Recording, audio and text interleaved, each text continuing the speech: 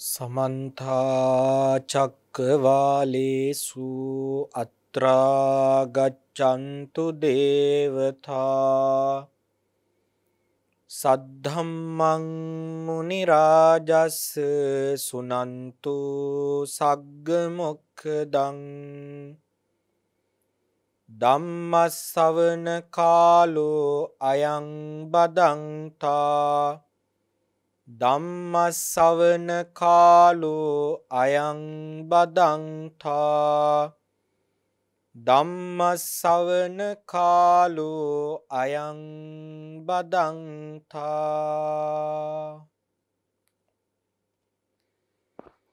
නමෝ තස්ස භගවතෝ අරහතෝ සම්මා සම්බුද්දස්ස නමෝ තස්ස භගවතෝ අරහතෝ සම්මා සම්බුද්දස්ස නමෝ තස්ස භගවතෝ අරහතෝ සම්මා සම්බුද්දස්ස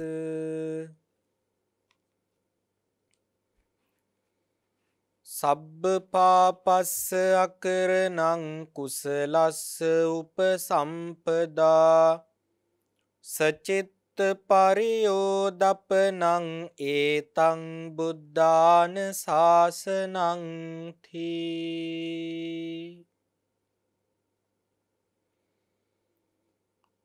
සද්ධර්ම ශ්‍රවණාබිලාසී ශ්‍රද්ධාවන්ත කාරුණික පින්වත්නි මේ පින්වත් පිරිස අද දවසේ සූදානම් වෙන්නේ ජයමග රූපවාහිනී නාලිකාව තුළින් සිදු කරගෙන යනු ලබන සද්ධර්ම දේශනා මාලාවේ අද දවසට නියමිත ධර්ම දේශනාව ශ්‍රවණය කරන්න.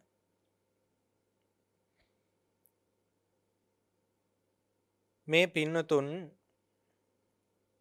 බොහෝ කාලයක සිට සූත්‍ර ධර්ම විවරණ තුළින්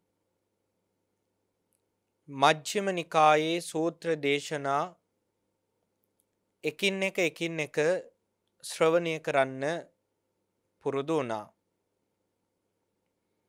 මේ වෙනකොට මජ්ක්‍ධිම නිකායේ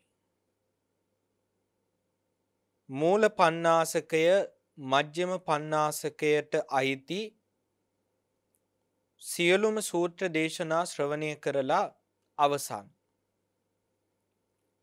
මේ වෙනකොට අපි ශ්‍රවණය කරමින් ඉඳින්නේ උපරිපඤ්ඤාසකයට අයිති සූත්‍ර දේශනා කොටස. විශේෂයෙන්ම අපි කල්පනා කරන්නට ඕන මජ්ක්‍ධිම නිකායේ සඳහන් වෙන මේ සූත්‍ර දේශනා වලට අවධාරණය යොමු කළොත් අපිට බුදුරජාණන් වහන්සේ දේශනා කළ ධර්මයේ සාරයක් හැටියට එකතු කරගන්න පුළුවන් වටින ධර්ම පරයයක් තමයි මජ්ක්‍ධිම නිකායේ අන්තර්ගත සූත්‍ර දේශනා. මුල ඉඳලම මේ දේශනාවලට සම්බන්ධ වුණ පිරිසට ඒ බව මනාව තේරුම් ගන්න පුළුවන් කාරණයක්. මජ්ක්‍ධිම නිකායට අයිති සියලුම සූත්‍ර නොව එක සූත්‍ර දේශනාවක් වුණත් කෙනෙක් සිහියෙන් නුවණින් වීරියෙන් යුක්තව ශ්‍රවණය කරනවා නම් ජීවිතයට සම්බන්ධ කරගන්නවා නම්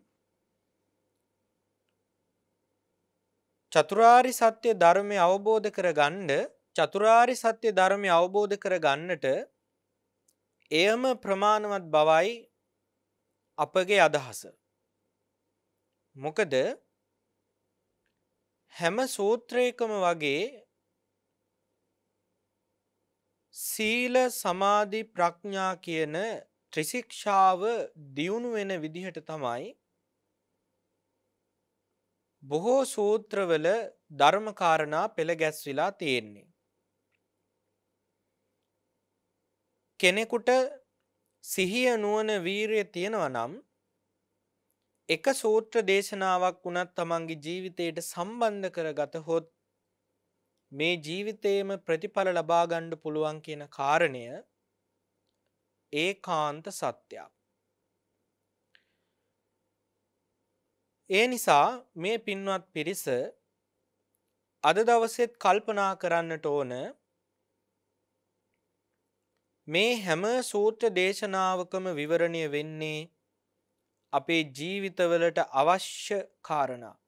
අපේ ජීවිතේ සම්පූර්ණ කරගන්න අවශ්‍ය ධර්ම කාරණා තමයි අපි සාකච්ඡා කරන්නේ. අද දවසේ අපි සාකච්ඡා කරන්න බලාපොරොත්තු වෙන්නේ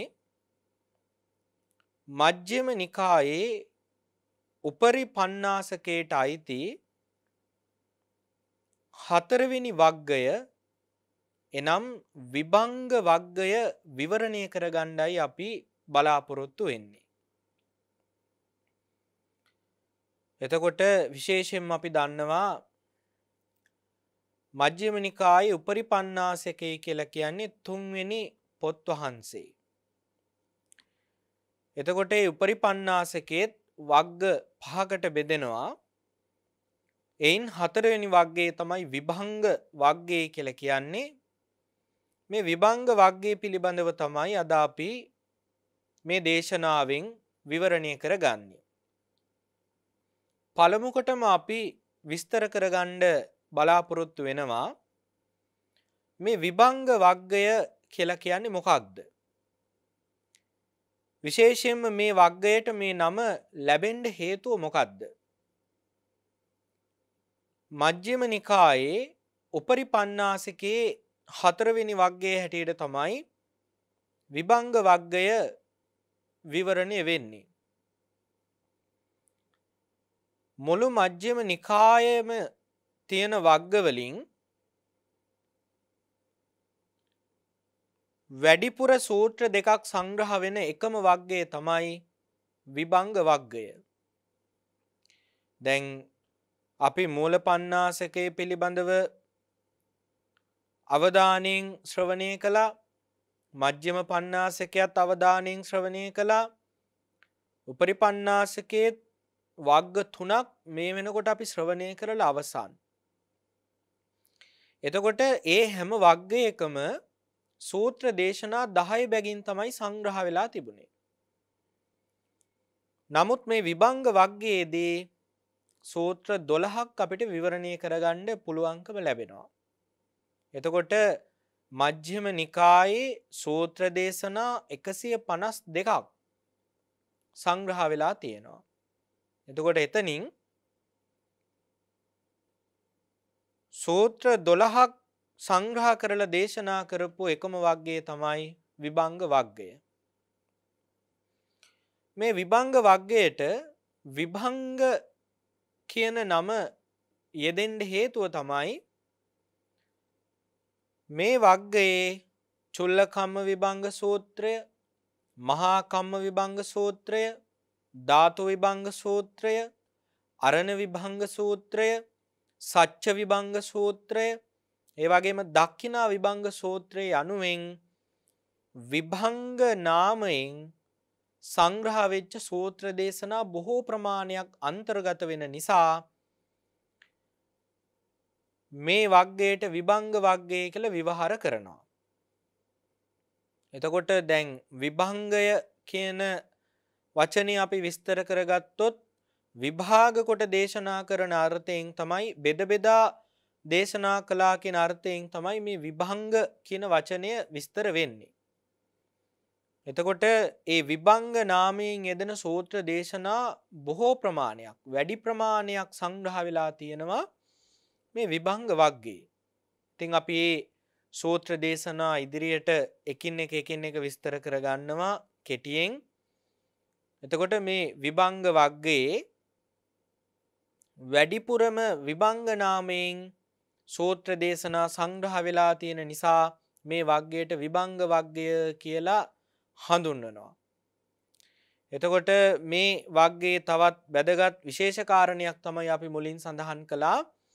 අනිත් සියලු වග්ගවලම සූත්‍ර දේශනා 10 බැගින් සංග්‍රහ වෙලා තිබුණත් මේ විභංග වග්ගයේ විතරක් සූත්‍ර දේශනා 12ක් අන්තර්ගත වෙනවා.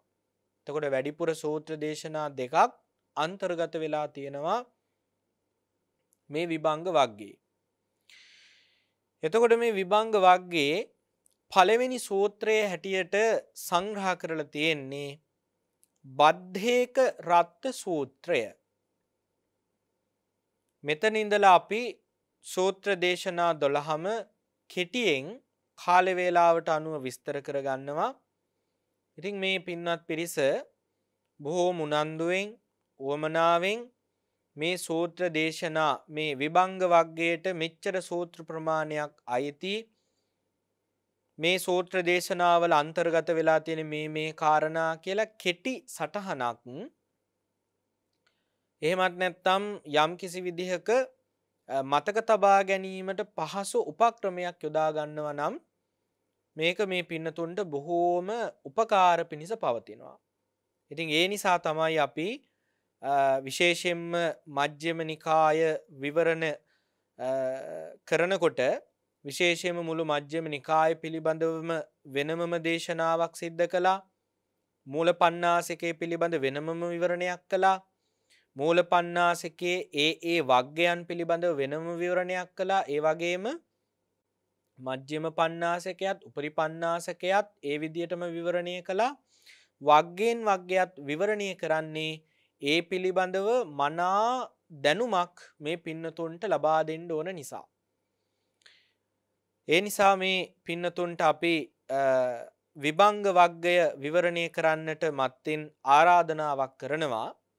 මේ විභංග වග්ගයේ සංග්‍රහ වෙලා තියෙන සූත්‍ර දේශනා 12 පිළිබඳව කෙටි අවධානයක් ඇති කරගෙන එකින් එක සූත්‍ර දේශනා ශ්‍රවණය කරනවා නම් ඒක මේ පින්නතුන්ට බොහෝ උපකාර පිණිස පවතිනවා. එතකොට මේ විභංග වග්ගයේ පළවෙනි සූත්‍රය තමයි බද්ධේක රත්ත සූත්‍රය. බද්ධේක රත්ත සූත්‍රය කියන නම ඇහෙනකොටම බොහෝ ධර්මය ශ්‍රවණය කරලා තියෙන ආශ්‍රය කරලා තියෙන පින්නතුන්ට හොඳ අදහසක් ඇති වෙන්න පුළුවන්. මොකක්ද මේ සූත්‍රයෙන් විවරණය වෙන්නේ? මේ සූත්‍රය මොන වගේ ධර්ම කාරණා ඇතුළත් සූත්‍රයක්ද කියලා බොහෝ පින්නතුන්ට අදහසක් ඇති වෙන්න පුළුවන්. බද්ධේක රත්ත සූත්‍රය කියලා කියන්නේ යහපත් වූ එක් රැයක් ගැන වදාළ දේශනාව තමයි බද්ධේක රත්ත සූත්‍රය කියලා කියන්නේ. බද්ධ කියලා කියන්නේ යහපත් කියන අර්ථය, ඒක කියලා කිව්වේ එක් කියන අර්ථය, රත්ත කියලා කිව්වේ රාත්‍රිය කියන අර්ථයෙන්. එතකොට බද්ධේක රත්ත සූත්‍රය යහපත් වූ එක් රැයක් ගැන වදාළ දෙසුම තමයි බද්ධේක රත්ත සූත්‍රය කියලා කියන්නේ. මේ සූත්‍රයේ විවරණය වුණේ බුදුරජාණන් වහන්සේ ජේතවනාරාමේහි වැඩ ඉන්න වෙලාවක භාග්‍යවතුන් වහන්සේ ස්වාමින් වහන්සේලා ආමන්ත්‍රණය කරලා මහණෙනි මම නුඹලාට යහපත් වූ රාත්‍රී පිළිබඳව දේශනා කරන්නම්. එහෙම නැත්නම් මේ බද්ධේක රත්ත පරියාය නුඹලාට දේශනා කරන්නම් කියලා භාග්‍යවතුන් වහන්සේ ස්වාමින් වහන්සේලා ආමන්ත්‍රණය කරලා කියනවා මනාව ශ්‍රවණය කරන්න, මම දැන් එය දේශනා කරන්නම් කියලා මේ දේශනාව ආරම්භ කරනවා. බුදුරජාණන් වහන්සේ දේශනා කරනවා මම අතීතයේහි මෙබඳු රූප ඇත්තෙක් වීමි යන ආකාරයට අතීත රූපස්කන්ධය පිළිබඳවත්, ඒ වගේම ඒ ආකාරයටම වේදනා සංඥා සංකාර විඥාන කියන මේ ස්කන්ධ පංචකය පිළිබඳව යම් කිසි කෙනෙක් තෘෂ්ණා දෘෂ්ටි මාන්න වශයෙන් ග්‍රහණය කරනවා නම් අන්න ඔහුගේ ආශ්‍රයයන් වැඩෙනවයි කියනවා. ඒ වගේම තමයි ඔහු ඒ අතීත රූප වේදනා සංඥා සංකාර විඥාන කියන ඒ ස්කන්ධ පංචකයේ පිළිබඳ මෙනෙහි කිරීමම අනාගත රූප වේදනා සංඥා සංකාර විඥාන කියන මේ ස්කන්ධ පංචකයන් දියුණු වීමට එහෙම නැත්නම් තණ්හාවේ වැඩිවීමට හේතුවක් උපකාරයක් පිණිස පවතිනවායි කියලා භාග්‍යතුන් වහන්සේ දේශනා කරනවා. එතකොට කෙනෙක් විශේෂයෙන්ම අනාගතයේහි මම මෙබඳු රූප ලබන්නෙක් වෙම්වා, අනාගතයේහි මම මෙබඳු වේදනාවන් විඳින්නෙක් වෙම්වා යනාදි වශයෙන් රූප වේදනා සංඥා සංකාර විඥාන කියන මේ ස්කන්ධ පංචකයන් කෙරෙහි අනාගතයත් තණ්හා දිට්ඨි මාන්න වශයෙන් ප්‍රාර්ථනා කරනවා නම් භාග්‍යතුන් වහන්සේ දේශනා කරනවා අන්න ඔහුගේ තුලත් ඒ ආශ්‍රව ධර්ම වැඩෙනවා, තණ්හාව දියුණු වෙනවයි කියනවා. දැන් මේ පින්වත් පිරිස දන්නවා මේ අනවරාග්‍ර වූ සංසාර ගමනේ අතෝරක් නැතුව උප්පත්තිය ලැබමින් මැරමින් මේ යන ගමනේ ඉවරයක් අපට දකින්න බැරි තණ්හාවේ වර්ධනය නිසා. හැම මොහොතකම යම්කිසි කෙනෙක්ගේ තුල තණ්හාව නිරුපද්‍රිතව තියෙන තාක් භාග්‍යතුන් වහන්සේ දේශනා කරනවා ඔහු නැවත නැවත සසරටමයි වැටෙන්නේ. ඉතින් ඒ නිසා ඔහුට මේ ආශ්‍රයන්ගේ අවසානයක් දකින්න පුළුවන්කමක් නැහැ. ආශ්‍රයන්ගේ ප්‍රහාණයක් ඔහුට කවදාකවත් දකින්න පුළුවන්කමක් නැහැ කියනවා.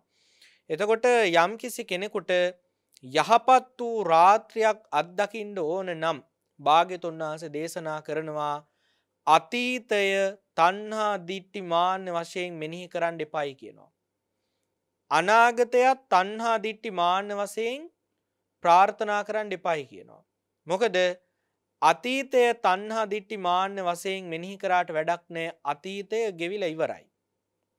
ඒ වගේම තමයි අනාගතය. අනාගතය තණ්හා දිට්ඨි මාන්න වශයෙන් ප්‍රාර්ථනා කළ වැඩක් නැහැ. මොකද අනාගතය තාම උදා වෙලා නැහැ. නමුත් මේ පින්නතුන් කල්පනා කරන්න අපේ ස්වභාවය තමයි අතීතයේ යම් රසමුසු තැනක් තියෙනවා නම් ඒ දේවල් මෙනෙහි කර එක්ක සතුටු වෙනවා. එහෙම නැත්නම් අතීතයේ Tamanට යම් වේදනාවක් එහෙම නැත්නම් දුකක් පීඩනයක් සකස් වෙච්ච තැනක් තියෙනවා නම් ඒ පිළිබඳ මෙනෙහි කර තැවෙනවා. ඒ හැම තැනකම වෙන්නේ කෙලෙස් වැగిරෙන එක.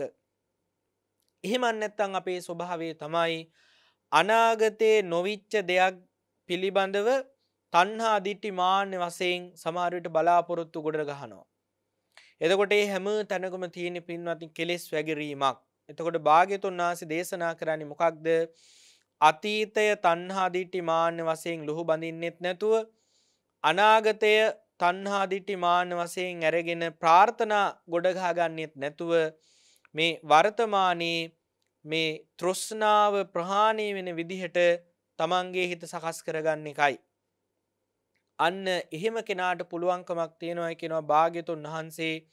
විශේෂයෙන්ම මේ වර්තමානයේ පංච උපාදානස්කන්ධය අනිත්‍ය දුක්ඛ අනාත්ම වශයෙන් යම්කිසි කෙනෙක් දකිනවා නම් අන්න ඔහුට ඔහුගේ තෘෂ්ණාව මේ විශේෂයෙන්ම ප්‍රහාණය කරන්න පුළුවන්කමක් තියෙනවා කියලා භාග්‍යතුන් වහන්සේ දේශනා කරනවා.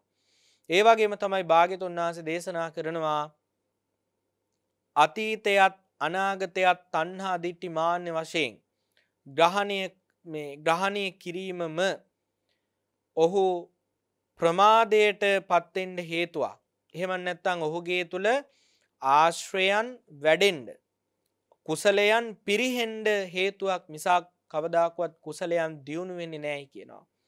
නමුත් අප්‍රමාදීව යම්කිසි කෙනෙක් වාසය කරනවා කියලා කියන්නේ මේ වර්තමානයේ රූප වේදනා සංඥා සංකාර විඥාන අනිත්‍ය දුක්ඛ අනාත්ම වශයෙන් මෙනෙහි කිරීමත් එක්කම අන්න ඔහුගේ තුල අප්‍රමාදී භාවය උපදිනවායි කියනවා.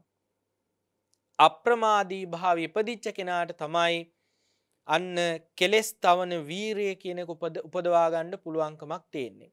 අන්න එහෙම භික්ෂුවට තමයි යහපත් වූ රාත්‍රියක් ගත කරන්න පුළුවන්කම ලැබෙන්නේ කියලා භාග්‍යතුන් වහන්සේ දේශනා කරනවා. එතකොට මේ බද්ධේක රත්ත සූත්‍රය බුදුරජාණන් වහන්සේ පැහැදිලිවම දේශනා කරන්නේ අතීතයත් අනාගතයත් තණ්හා දිට්ඨි මාන වශයෙන් ග්‍රහණය නොකිරීම පිළිබඳවයි. විශේෂයෙන්ම මේ බද්දේක රත්ත සූත්‍රයේදී භාග්‍යතුන් වහන්සේ අවධානය යොමු කරන්නේ ස්කන්ධ පංචකය අනිත්‍ය දුක්ඛ අනාත්ම වශයෙන් ත්‍රිලක්ෂණයට යොමු කරලා යම්කිසි කෙනෙක් දකින්න උත්සාහ කරනවා නම් මේ වර්තමානයේම තමන් පරිහරණය කරන මේ රූප වේදනා සංඥා සංකාර විඥාන කියන මේ ස්කන්ධ පංචකයක් හැටියටම දකිමින් එය අනිත්‍ය දුක්ඛ අනාත්ම වශයෙන් මෙනෙහි කිරීම තුලම අන්න ඔහුගේ තුල උපදින කුසල පරියාය පිළිබඳවයි මේ බද්ධේක රත්ත සූත්‍රයේදී විස්තර කරන්නේ. දෙවෙනි සූත්‍රය තමයි ආනන්ද බද්ධේක රත්ත සූත්‍රය. එතකොට දැන් මේ විභංග වග්ගයේදී අපිට බද්ධේක රත්ත නමින් සූත්‍ර දේශනා 4ක් හමු වෙනවා. පළවෙනි සූත්‍රය තමයි බද්ධේක රත්ත සූත්‍රය. දෙවෙනි සූත්‍රය තමයි ආනන්ද බද්ධේක රත්ත සූත්‍රය. එතකොට මේ ආනන්ද බද්ධේක රත්ත සූත්‍රය කියලා කියන්නේ බුදුරජාණන් වහන්සේ දවසක් භික්ෂුන් වහන්සේලා ඉන්න තැනට වැඩම කළායින් පස්සේ භික්ෂුන් වහන්සේලාගෙන් අහනවා මහණෙනි නුඹලා බද්ධේක රත්ත පරියාය දන්නවද? එතකොට එතනදී ස්වාමින් වහන්සේලා උත්තර දෙනවා ස්වාමීනි ආනන්දයන් වහන්සේ අපට බද්ධේක රත්ත පරියාය මැනවින් දේශනා කළා. එතකොට බුදුරජාණන් වහන්සේ ආනන්ද ස්වාමින් වහන්සේ ඒ දේශනා කළ බද්ධේක රත්ත සූත්‍රය මොන වගේද කියලා භික්ෂුන් වහන්සේලාගෙන් අහනකොට භික්ෂුන් වහන්සේලා ඒ උද්දේශය භාග්‍යතුන් වහන්සේට නැවත සඳහන් කරනවා. එතකොට භාග්‍යතුන් වහන්සේ නැවත ආනන්ද ස්වාමින් වහන්සේට ඒ ආනන්ද ස්වාමින් වහන්සේ දේශනා කළ ඒ බද්ධේක රත්ත පරියාය ආනන්ද ස්වාමින් වහන්සේ කළ දේශනාව අනුමත කරමින් දේශනා කරනවා. එතකොට ආනන්ද ස්වාමින් වහන්සේ කළ දේශනාව අනුමත කරපු නිසා මේ ආනන්ද බද්ධේක රත්ත සූත්‍රය නමින් හැඳින්වෙනවා. එතකොට පළවෙනි සූත්‍රයට අනුවම තමයි මේ දෙවෙනි සූත්‍රයත් විවරණය වෙන්නේ. එතනදී ආනන්ද ස්වාමින් වහන්සේ ඒ ස්වාමින් වහන්සේලාට දේශනා කරන්නේත් විශේෂයෙන්ම මේ අතීත රූප වේදනා සංඥා සංකාර විඥාන කියන මේ ස්කන්ධ පංචකය තණ්හා දිට්ඨි මාන වශයෙන් ලුහු නොබඳින ලෙසත් අනාගතේ රූප වේදනා සංඥා සංකාර විඥාන කියන මේ ස්කන්ධ පංචකය තණ්හා දිට්ඨි මාන වශයෙන් ප්‍රාර්ථනා නොකරන ලෙසත් තමයි ආනන්ද ස්වාමින් වහන්සේ විශේෂයෙන්ම ස්වාමින් වහන්සේලාට දේශනා කරන්නේ. එතකොට තුන්වෙනි සූත්‍රය තමයි මහා කච්චායන බද්දේක රත්ත සූත්‍රය. මහා කච්චායන බද්දේක රත්ත සූත්‍රයත් විවරණය වෙන්නේ රජගහනුවර තපෝදාරාමේදී.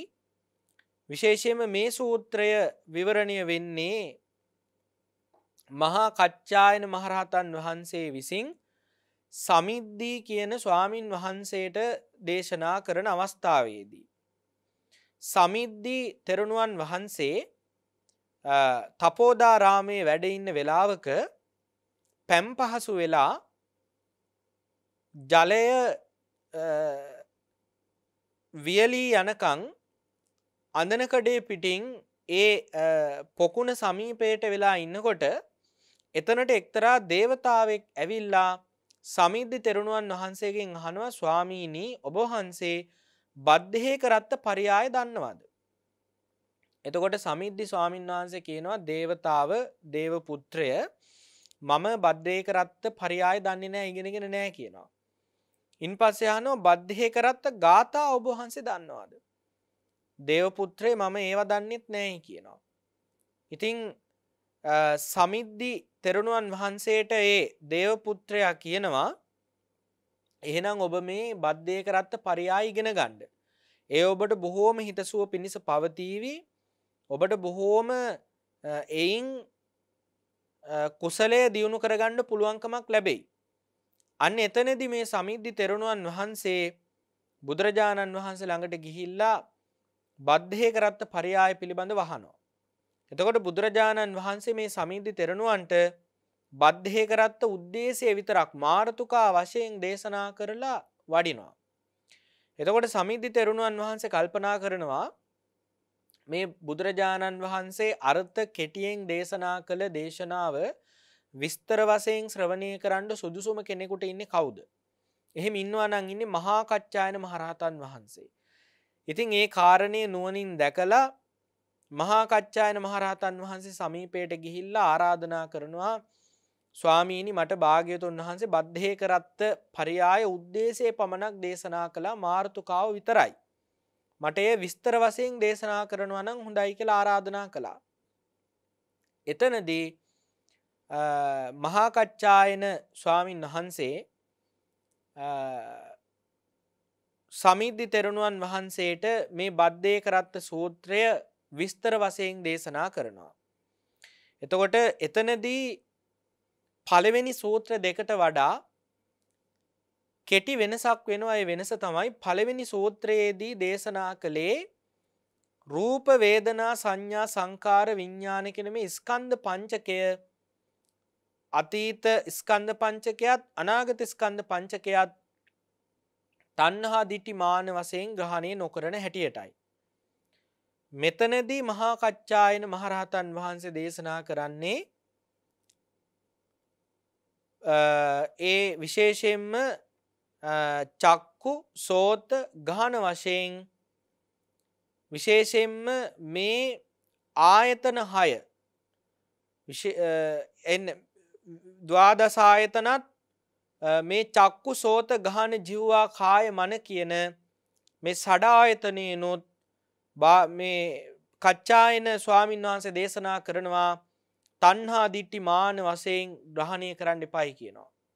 ඒ කියන්නේ මේ ඇහැ කන නාසය දිව ශරීරය මනස ඒ වගේම තමයි ඊට ගෝචර වෙන රූප ශබ්ද ගන්ධ රස ස්පර්ශ ධර්ම ඒ දේවල් තණ්හා දිට්ඨි මාන වශයෙන් ග්‍රහණයට ගන්න එපායි කියනවා.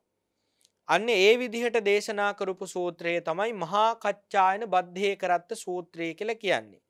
මේ සූත්‍රයේ අවසානයේදී මහා කච්චායන ස්වාමීන් වහන්සේ සමිද්දි තෙරණුවන්ට කියනවා මේ ඔබට මේ දේශනාව නැවත තහවුරු කර ගැනීම පිණිස භාග්‍යතුන් වහන්සේගෙන් මේ සත්‍යයක්ද කියලා විමසන්න කියලා.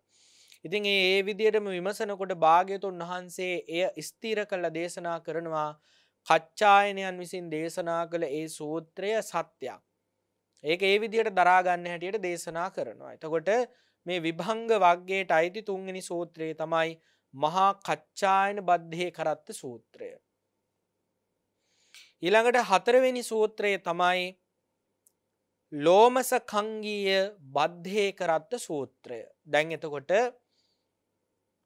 අපි මුලින් සඳහන් කළා මේ වග්ගයේ බද්දේක රත්ත නමින් සූත්‍ර හතරක් විවරණය වෙනවා. පළවෙනි සූත්‍රය තමයි බද්දේක රත්ත සූත්‍රය. දෙවෙනි සූත්‍රය තමයි ආනන්ද බද්දේක රත්ත සූත්‍රය. තුන්වෙනි සූත්‍රය තමයි මහා කච්චායන බද්දේක රත්ත සූත්‍රය. හතරවෙනි සූත්‍රය තමයි ලෝමස කංගීය බද්දේක රත්ත සූත්‍රය. මේ ලෝමස කංගීය බද්දේක රත්ත සූත්‍රයේ විවරණය වෙන්නේ සවැත් නුවර දෙව්රම් වෙහෙරේදී ඒත් භාග්‍යවතුන් වහන්සේ විසින් ලෝමස කංගීය ස්වාමින් වහන්සේට දේශනා කරපු නිසා ඒ නමින් මේ බද්දේක රත්ත සූත්‍රය නම් කරනවා. ඒත් නිදාන කතාව වෙන්නේ ලෝමස කංගීය ස්වාමින් වහන්සේ ළඟට චන්දන නම් දිව්‍ය පුත්‍රයා ඇවිත් අහනවා ස්වාමීනි ඔබ වහන්සේ බද්දේක රත්ත පරයාය දන්නවද? එතකොට ලෝමස කංගීය ස්වාමින් වහන්සේ දේශනා කරනවා සඳහන් කරනවා දිව්‍ය පුත්‍රයේ මම බද්දේක රත්ත පරයාය දන්නේ නැහැ. එතකොට අහනවා ඔබ බද්දේක රත්ත පරයාය දන්නවද? චන්දන දිව්‍ය පුත්‍රයාගෙන් අහනවා ඔබ දන්නවද? ස්වාමීනි මම දන්නේත් නැහැ. එතකොට නැවත චන්දන දිව්‍ය පුත්‍රයා අහනවා ඔබ වහන්සේ බද්ධේ කරත්ත ගාථා දන්නවද? එතකොට ස්වාමින් වහන්සේ කියනවා දිව්‍ය පුත්‍රේ මම බද්ධේ කරත්ත ගාථා දන්නෙත් නැහැ. දිව්‍ය පුත්‍රේ ඔබ දන්නවද? ස්වාමීනි මම ගාථා පෙළ නම් දන්නවා. එතකොට චන්දන දිව්‍ය පුත්‍රයා ආරාධනා කරනවා ස්වාමීනි ඔබ භාග්‍යතුන් වහන්සේ සමීපයට ගිහින් මේ බද්ධේ කරත්ත පරියාය ඉගෙන ගන්න. උද්දේශ වශයෙන්ොත් ගාථා වශයෙන්ොත් ඉගෙන ගන්න. ඔබට ඔබ වහන්සේට ඒ බොහෝ යහපත පිණිස පවතිවි කියලා ආරාධනාවක් කරලා එතනින් නොපෙනී යනවා. එතකොට මේ ලෝමස කංගීය ස්වාමින් වහන්සේ භාග්‍යතුන් වහන්සේ ළඟට ගිහිල්ලා ආරාධනාවක් කරනවා ස්වාමීනි මට බද්දේ කරත්ත පරියාය දේශනා කරන්න. අන්න එතකොට බුදුරජාණන් වහන්සේ අර පළමු සූත්‍රයට සමානව ඒ කියන්නේ අතීත රූප වේදනා සංඥා සංකාර විඥාන තණ්හා දිට්ඨි මාන්න වශයෙන් ග්‍රහණය නොකරන හැටියටත් අනාගත රූප වේදනා සංඥා සංකාර විඥානයනොත් තණ්හා දිට්ඨි මාන වශයෙන් ප්‍රාර්ථනා නොකරන හැටියට අනුශාසනා කරමින් කළ දේශනාව තමයි ලෝමස කංගීය බද්දේ කරත්ත සූත්‍රය කියලා කියන්නේ. එතකොට අපිට දැන් පැහැදිලි මේ බද්දේ කරත්ත සූත්‍රය කියලා කියන්නේ යම් භික්ෂුවක් යම් රාත්‍රියක් ගත කරනවා නම් තමන්ගේ ගෙවුණු අතීතය තණ්හා දිට්ඨි මාන වශයෙන් මෙනෙහි නොකර ඒ වගේම තමයි අනාගතය තාම උදා නොවිච්ච අනාගතය තණ්හා දිට්ඨි මාන වශයෙන් ප්‍රාර්ථනා නොකර ගත කරන යම් රාත්‍රියක් වෙත්නම් වර්තමානී ජීවත් වෙනවා නම් අන්න භාග්‍යතුන් වහන්සේ දේශනා කරනවා ඒක තමයි යහපත් වූ එක් රාත්‍රියක්. බද්ධේ කරත්ත පරියාය යනුවෙන් වර්ණනා කරන්නේ අන්න ඒ බුදුරජාණන් වහන්සේ දේශනා කරපු ක්‍රමයටයි. ඒ වගේම පස්වෙනි සූත්‍රයේ හැටියට අපිට සාකච්ඡා කරන්නට තියෙන්නේ චුල්ල කම්ම විභංග සූත්‍රය. ඔන්න අපි මුලින්ම සඳහන් කළා මේ විභංග වර්ගයට විභංග කියන නම යෙදිලා තියෙන්නේ විභංග නාමයෙන් බොහෝ සූත්‍ර ප්‍රමාණයක් විවරණය වෙලා තියෙන නිසා ඉතින් මෙතන ඉඳලා ආරම්භ වෙන සියලු සූත්‍ර වගේ විභංග නාමයෙන් තමයි හඳුන්වලා තියෙන්නේ. එතකොට පස්වෙනි සූත්‍රය හැටියට විස්තර කරගන්න තියෙන්නේ චුල්ල කම්ම විභංග සූත්‍රය. මේ චුල්ල කම්ම විභංග සූත්‍රය කියලා කියන්නේ මේ විභංග වර්ගයේ තියෙන ඊටාම වටින සූත්‍රයක්.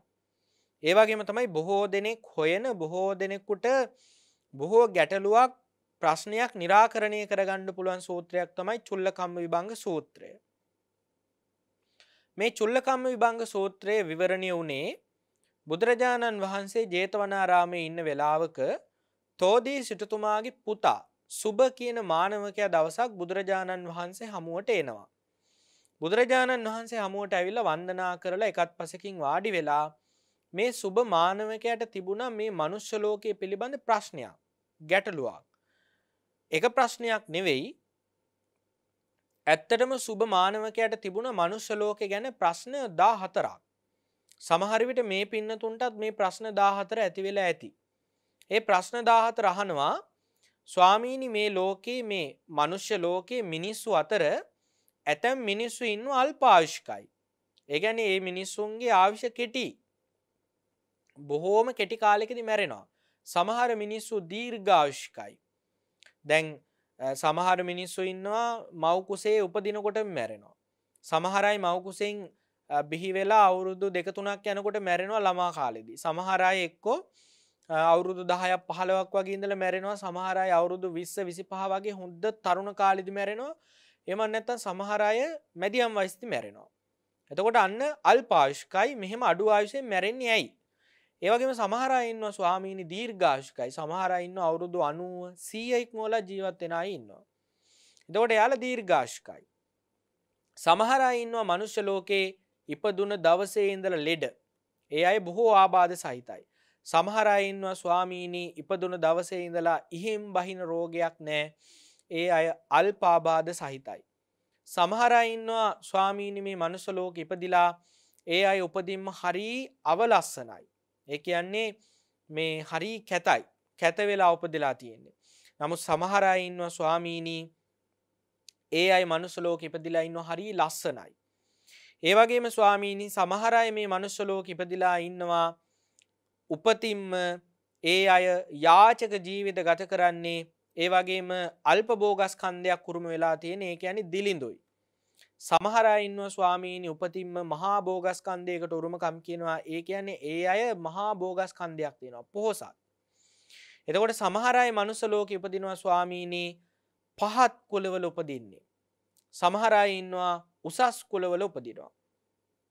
සමහර අය ඉන්නවා ස්වාමීනි ඒ අයට උපතින්ම මහා පිරිවර සම්පත් ඉන්නවා. ඒ කියන්නේ යාළගේ කීර්තිරාවේ පැතිරෙනවා, යාළගේ යසස වැඩෙනවා.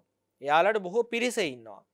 නමුත් සමහර අය ඉන්නවා ස්වාමීනි යාළට බොහෝ පිරිස නැහැ. කීර්තිරාවේ පැතිරෙන්නේ නැහැ. සමහර අය ඉන්නවා ස්වාමීනි උපතින්ම මන්ද මානසිකයි. කටේ තියෙන කෙල ටිකව රඳව ගන්න තරම්වත් නුවණක් එයාලට නැහැ. නමුත් ස්වාමීනි සමහර අය ඉන්නවා උපතින්ම හරි ප්‍රඥාවන්තයි.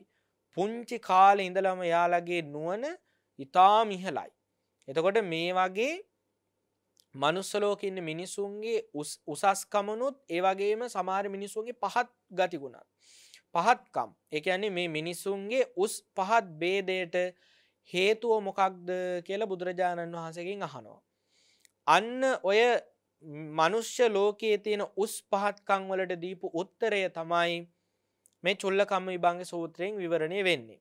එතකොට දැන් ඔය අපි කියපු උස් පහත්කම් ඒ කියන්නේ අල්පායුෂ්ක දීර්ඝායුෂ්ක බොහෝ ආබාධ අල්පාබාධ ලස්සන අවලස්සන දුප්පත් පොහොසත් ඒ වගේම තමයි උසස් කුල පහත් කුල ඒ වගේම ප්‍රසිද්ධිය අප්‍රසිද්ධිය ඒ වගේම තමයි ප්‍රඥාවන්ත දුෂ්ප්‍රඥාවන්ත මෙන්න මේ වගේ මිනිස්සු ඇයි මේ බෙදිලා තියෙන්නේ নানা ප්‍රකාර වෙලා තියෙන්නේ ඇයි කියන ප්‍රශ්නය අපිට උනත් මේ මනුස්ස සමාජය දිහා බලනකොට එන ගැටලුවක්. එතකොට ඒ ගැටලුවට දුන්න උත්තරේ හැටියට මේ චුල්ලකම්ම විභංග සූත්‍රයේදී බුදුරජාණන් වහන්සේ දේශනා කරනවා කම්මස්සකා මානව සත්තා කම්ම දායාදා කම්ම යෝනි කම්ම බන්දු කම්ම පටිසරණෝ. භාග්‍යතුන් වහන්සේ දේශනා කරනවා මානවකය ඕකට හේතුව තමයි කියනවා කර්මය. එතකොට ඇයි කෙනෙක් අල්පාබාධ වෙන්නේ? ඇයි කෙනෙක් බොහෝ ආබාධ වෙන්නේ? ඇයි කෙනෙක් දීර්ඝායුෂ්ක වෙන්නේ? ඇයි කෙනෙක් අල්පායුෂ්ක වෙන්නේ කියලා බොහෝම ලස්සනට බුදුරජාණන් වහන්සේ හේතු කාරණා සහිතව විස්තර කරපු සූත්‍රයක් තමයි චුල්ලකම්ම විභංග සූත්‍රය කියලා කියන්නේ. ඉතින් ඒ සූත්‍රය ඉදිරියේදී මේ පින්නතුන්ට බොහෝම විස්තර සහිතව ශ්‍රවණය කරන්න අවස්ථාව ලැබෙනවා. ඉතින් අපි මේ සූත්‍රය පිළිබඳව කෙටි විස්තරයක් තමයි කරන්නේ විභංග වර්ගයේ හඳුන්වා දීම මේ මාතෘකාව නිසා. ඉතින් මේ සූත්‍රය බොහෝම උවමනාවෙන් ශ්‍රද්ධාවෙන් මේ පින්නතුන් ශ්‍රවණය කරන්න අපේ ජීවිතයේ තියෙන බොහෝ අඳුරු පැතිකඩක් අපට ඉස්මතු කරගන්න පුළුවන් සූත්‍රයක් තමයි මේ චුල්ලකම්ම විභංග සූත්‍රය කියලා කියන්නේ. ඒ වගේම 6 වෙනි සූත්‍රය තමයි මහා කම්ම විභංග සූත්‍රය. මහා කම්ම විභංග සූත්‍රය කියලා කියන්නේ අපිට බොහෝම වැදගත් සූත්‍රයක්. මේ සූත්‍රයේ විවරණය වෙන්නේ බුදුරජාණන් වහන්සේ විශේෂයෙන්ම මේ කර්මය පිළිබඳව මතු කරපු තවත් එක් බොහෝම වැදගත් ස්ථානයක්. ඒ තමයි ඇතමුන්ගේ මතයක් තිබෙනවා දස අකුසල් කරන හැමෝම යන්නේ නිරේ. දස කුසල් කරන හැමෝම යන්නේ සුගතියේ කියන ඒ දෘෂ්ටියට දුන්න නියම උත්තරයක් හැටියට තමයි මේ සූත්‍රයේ විවරණය වෙන්නේ. විශේෂයෙන්ම බුදුරජාණන් වහන්සේ දේශනා කරනවා සමාධිය එක මට්ටමකට දියුණු කරගත්ත කෙනෙකුට පුළුවන්කම ලැබෙනවා මේ ජීවිතෙන් චුත වෙච්ච කෙනෙක් ඊළඟට ගිහිල්ලා උපදින්නේ කොහෙද කියලා බලලා කියන්න.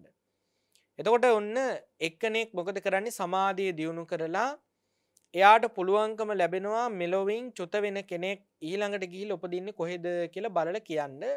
ඒක එක්තරා සමාධියේ එක් අවස්ථාවක්. ඒ වගේම ඒක එක්තරා කෙනෙකුට දියුණු කරගන්න පුළුවන් ගුණ ධර්මයක්. නමුත් බුදුරජාණන් වහන්සේ දේශනා කරනවා කෙනෙක් මේ ජීවිතේ ගත කරලා මරණයෙන් පස්සේ ගිහිල්ලා උපදින තැන එයා දකිනවා මේ ජීවිතේ දස අකුසල් කරපු කෙනෙක් එයා මරණින් මතු ගිහිල්ලා උපදිනවා නිරේ. ඔන්න එයා දැන් සමාධියෙන් අරමුණු කරලා බලනවා මේ ජීවිතේදී එයා බොහොම දස අකුසල් කළා. එයා මරණයටපත් වෙලා ගිහිල්ලා ඉපදුනා නිරේ. හැබැයි බුදුරජාණන් වහන්සේ දේශනා කරනවා තවත් දස අකුසල් කරන කෙනෙක් ඉන්නවා. එයාත් දස අකුසල් කරලා ගිහිල්ලා උපදින්නේ නිරේ නෙවෙයි සුගතියේ දිව්‍ය ලෝකයේ උපදිනවා. එතකොට එයා සමාධියෙන් අරමුණු කරලා බලනකොට එයා දකිනවා මෙයා දස අකුසල් කරපු කෙනෙක්. හැබැයි මෙයා මරණයටපත් වෙලා ගිහිල්ලා ඉපදුන්නේ නිරේ නෙවෙයි දිව්‍ය ලෝකේ. අන්න එයා එතකොට දෘෂ්ටියකට එනවා. එහෙනම් දස අකුසල් කිරීමෙන් නිරේ යනවා කියලා කිනකොට කියන්න පුළුවන් කමක් නැහැ. දස අකුසල් කළොත් එයා ගිහිල්ලා සුගතිය උපදින්නත් පුළුවන්. එහෙනම් මේ කුසලයේ අකුසලයේ විපාක තියෙනවා කියන එක බොරුවක් කියලා අන්නේ දෘෂ්ටියට කෙනෙක් එන්න පුළුවන්. ඒ වගේම තව කෙනෙක් ඉන්නවා කියනවා භාග්‍යතුන් වහන්සේ දේශනා කරනවා දස කුසලයේ දියුණු කරනවා. එයා දස කුසලයේ දියුණු කරලා යනවා දිව්‍ය ලෝකේ. ඒ වගේම තව කෙනෙක් ඉන්නවායි කියනවා එයාත් දස කුසලයේ දියුණු කරනවා. එයා දස කුසලයේ දියුණු කරලා යනවා නිරේ. එතකොට මේ පුද්ගලයෝ 4 දෙනෙක් දස අකුසල් කරනවා. හැබැයි ඒ දෙන්නගෙන් එක්කෙනෙක් දස අකුසල් කරලා නිරේ යනවා. කෙනෙක් දස අකුසල් කරලා සුගතිය යනවා. තව දෙන්නෙක් දස කුසල් කරනවා. ඒ දෙන්නගෙන් දස කුසල් කරලා එක්කෙනෙක් දිව්‍ය ලෝක යනවා. එක්කෙනෙක් නිරේ යනවා.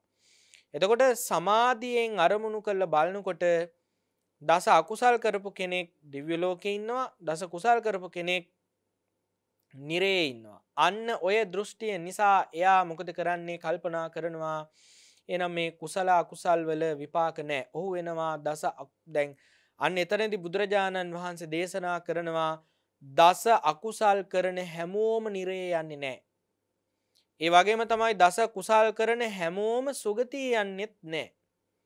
බුදුරජාණන් වහන්සේ දේශනා කරනවා කෙනෙක් දස අකුසල් කරාට මරණාසන්න මොහොතේ ඒ කෙනා දියුණු කළ කුසලයක් උත්පාදනය කරගත්තොත් ඉස්මතු කරගත්තොත් අන්න එයා දිව්‍ය ලෝකේ යන්න පුළුවන්. හැබැයි එයා දිව්‍ය ලෝකේ කලේ ගියේ අර දස අකුසල් නිසා නෙමෙයි. දස අකුසල් කළාට එයා ජීවිතේ දියුණු කරපු එක් ප්‍රබල කුසලයක් තිබ්බ නිසා අන්න මරණාසන්න මොහොතේ ඉස්මතු කරගෙන එයාට යන්න පුළුවන් වුණා දිව්‍ය ලෝකේ. ඒ වගේම තමයි බොහෝ කාලයක් දස කුසල් කරපු කෙනෙක් ඉන්නවා. දස කුසල් කරපු පමණින් එයාට සුගතියට යන්න පුළුවන් කමක් නැහැ කියනවා. මොකද දස කුසල් දියුණු කළත් ප්‍රබල අකුසලයක් දියුණු කළා තියෙනවා නම් මරණාසන්න මොහොතේ එය ඉස්මතු වුණොත් අන්න ඔහු ඊළඟ ජීවිතේ නිරේගාමී වෙන්න පුළුවන්.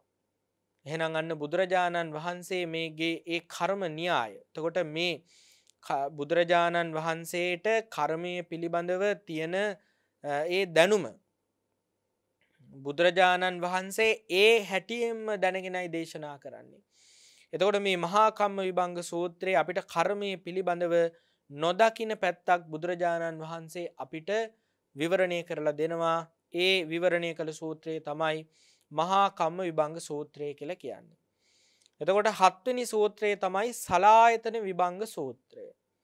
සලායතන විභංග සූත්‍රය කියලා කියන්නේ සවදෑරුම් වූ ආධ්‍යාත්මික ආයතන මුල් කරගෙන බුදුරජාණන් වහන්සේ දේශනා කළ අති ශ්‍රේෂ්ඨ සූත්‍රයක්.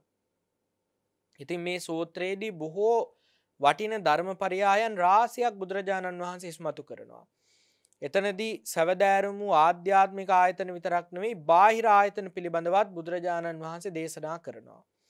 ඒ වගේම තමයි විඥාන කාය 6, ස්පර්ශ කාය 6, ඒ වගේම මනෝපවිචාර 18, ඒ වගේම තමයි සත්ව පද 36, ඒ වගේම විශේෂයෙන්ම බුදුරජාණන් වහන්සේ දේශනා කරනවා නියම ශාස්ත්‍රුන් වහන්සේ අනුත්තර පුරිස ධම්ම සාරථී නම් වූ ඒ ගුණය තියෙන්නේ කාටද කියන කාරණය පිළිබඳවත් බුදුරජාණන් වහන්සේ මේ සලායතන විභංග සූත්‍රයේදී මනාව පැහැදිලි කරනවා.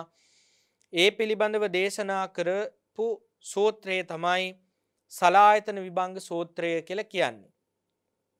ඒ වගේම තමයි 8 වෙනි සූත්‍රය තමයි උද්දේශ විභංග සූත්‍රය.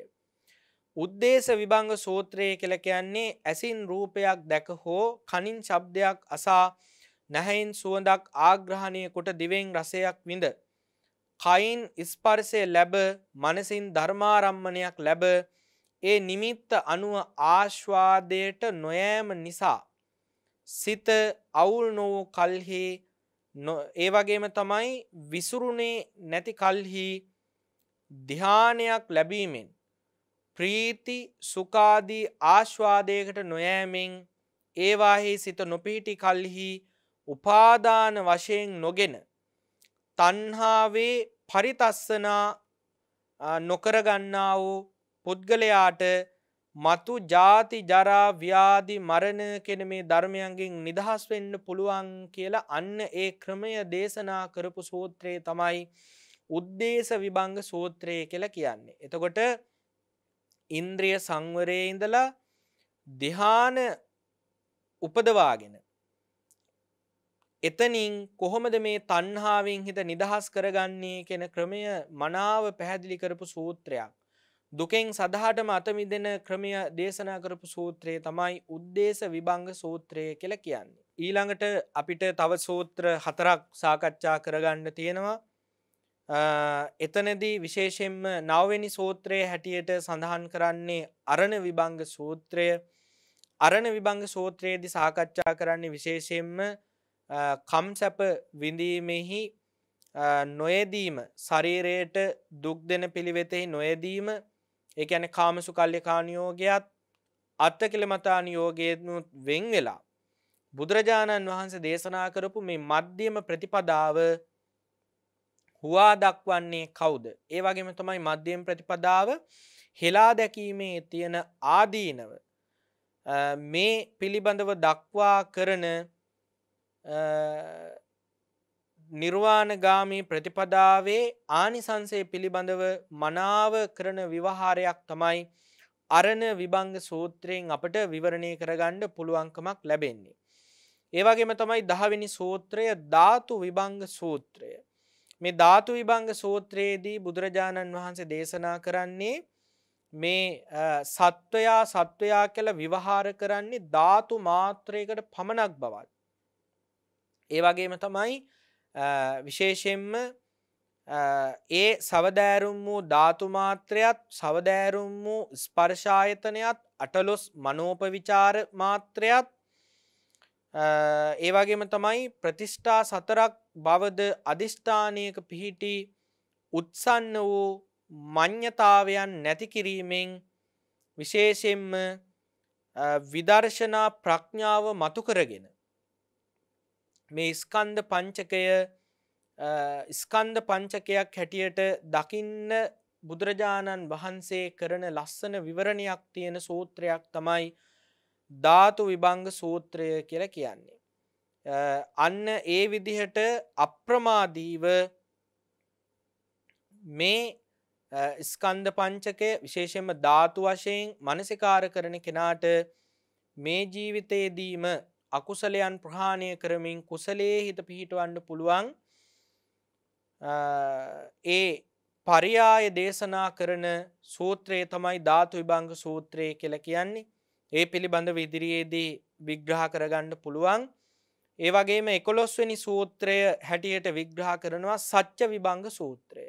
සත්‍ය විභංග සූත්‍රය කියලා කියන්නේ විශේෂයෙන්ම ධම්සක් පැවතුම් සූත්‍රයේදී බුදුරජාණන් වහන්සේ චතුරාර්ය සත්‍ය ඒ කළ දේශනාව විස්තර විභාග වශයෙන් වචනයක් පාසා අර්ථ විභාග කොට දේශනා කරපු සූත්‍රය තමයි සත්‍ය විභංග සූත්‍රය කියලා කියන්නේ. එතකොට ඒ සත්‍ය විභංග සූත්‍රයේදී චතුරාර්ය සත්‍ය ධර්මයත් විශේෂයෙන්ම දුක්ඛ ආර්ය සත්‍ය, සමුදාය සත්‍ය, නිරෝධාර්ය සත්‍ය, නිරෝධගාමිනී ප්‍රතිපදාාර්ය සත්‍ය කියන මේ ආර්ය සත්‍ය හතර වචනයෙන් වචනය විභාග කොට දේශනා කරන සූත්‍රය තමයි සත්‍ය විභංග සූත්‍රය. ඉතින් මේ සූත්‍රය විශේෂයෙන් යෝගාවචරයින්ට බොහෝම උපකාර පිණිස පවතින සූත්‍රයක්. ඒ සූත්‍රයත් ඉදිරියේදී මේ පින්නතුන්ට ශ්‍රවණය කරන්නට ලැබෙනවා. ඒ වගේම දක්ඛිනා විභංග සූත්‍රය 12 වෙනි සූත්‍රය තමයි විභංග වර්ගයේ සඳහන් වෙන අවසාන සූත්‍රය දක්ඛිනා විභංග සූත්‍රය. මේ දක්ඛිනා විභංග සූත්‍රයේදී අපිට ශ්‍රවණය කරන්න ලැබෙන්නේ බුදුරජාණන් වහන්සේගේ සුළු මව එනම් මහා ප්‍රජාපති ගෝතමී දේවිය තමන්ගේ අතින්ම සලු දෙකක් නිර්මාණය කරගෙන ගිහින් භාග්‍යතුන් වහන්සේට දේශනා මේ භාග්‍යතුන් වහන්සේට පූජා කරනකොට භාග්‍යතුන් වහන්සේ එය සංඝයාට පූජා කරන හැටියට සඳහන් කරනවා. එතනදී බුදුරජාණන් වහන්සේ දේශනා කරනවා ගෝතමිය ඔය සලුව සංඝයාට පූජා කළොත් එය භාග්‍යතුන් වහන්සේටත් පූජා කළා හා සමානයි. භාග්‍යතුන් වහන්සේත් ඒ පූජාවට අයිති. කෙනෙක් යමක් පෞද්ගලිකව පූජා කරනවා නම් පෞද්ගලිකව පූජා කරන දේවල් වල අග්‍රස්ථානයේ ඉන්නේ බුදුරජාණන් වහන්සේ. නමුත් සමූහයාට පූජා කරනකොට සමූහයාට පූජා කිරීමෙන් වැඩි ආනිසංස ලැබෙන්නේ මහා සංඝයාට පූජා කිරීමෙනුයි කියලා ගෝතමියට වැඩි ආනිසංස වාරයක් උදා කරලීම පිණිස වැඩි ආනිසංසයක් උදා කරලීම පිණිසයි සංඝයාට පූජා කරන්න කියන්නේ කියලා බුදුරජාණන් වහන්සේ දේශනා කරනවා. එතනදී මහත්ඵල මහානිසංස වෙන විදිහට සංඝගත දක්ෂිනාවක් පූජා කරන්නේ කොහොමද? සංඝයා කියන්නේ කවුද? සාංගික දාන කීයක් තියෙනවද? යනාදි වශයෙන් මේ විදිහට විස්තර වශයෙන් කළ දේශනාව තමයි දක්ඛිනා විභංග සූත්‍රය කියලා කියන්නේ. ඉතින් මේ විදිහට සූත්‍ර පළමු සූත්‍ර 4 තමයි බද්ධේක රත්ත සූත්‍ර වශයෙන් විග්‍රහ වුණේ. අනිත් සියලු සූත්‍රම විභංග නාමයෙන් තමයි සඳහන් වෙන්නේ. විභංග වර්ගයට අයිති සූත්‍ර දේශනා 12. ඉතින් මේ විභංග වර්ගයේ මේ සූත්‍ර එකින් එක මෙතන ඉඳලා මේ පින්නතුන්ට ඉදිරියට ශ්‍රවණය කරන්න අවස්ථාව ලැබෙනවා. ඉතින් බොහෝ උනන්දුවෙන් උවමනාවෙන් මේ සූත්‍ර එකින් එක ශ්‍රවණය කරමින් අර්ථ නුවණින් මනසිකාර කරමින් මේ සූත්‍ර දේශනාවලින් තමන්ගේ ජීවිතයට ගත හැකි උපරිම ඵල ප්‍රයෝජන අරගෙන වහවහ උතුම් චතුරාර්ය සත්‍ය ධර්මය අවබෝධ කර ගැනීමට මේ සද්ධර්ම දේශනාව ඒකාන්ත උපකාරයක් වේවා කියලා අපි ආශිර්වාද කරනවා. ආකාසට්ටා ච බුම්මට්ටා දේවානාගා මහිද්దికා පුඤ්ඤන්තං අනුමෝදිත්වා චිරං රක්ඛන්තු ශාසනං. ආකාසට්ටා ච බුම්මට්ටා දේවානාගා මහිද්దికා පුඤ්ඤන්තං අනුමෝදිත්වා චිරං රක්ඛන්තු දේශනං. ආකාසට්ටා ච බුම්මට්ටා දේවානාගා මහිද්దికා පුඤ්ඤන්තං අනුමෝදිත්වා චිරං රක්ඛන්තු මං පරන්ති. ධර්ම ශ්‍රවණානිසංස බලයෙන් සියලු යහපතම වේවා.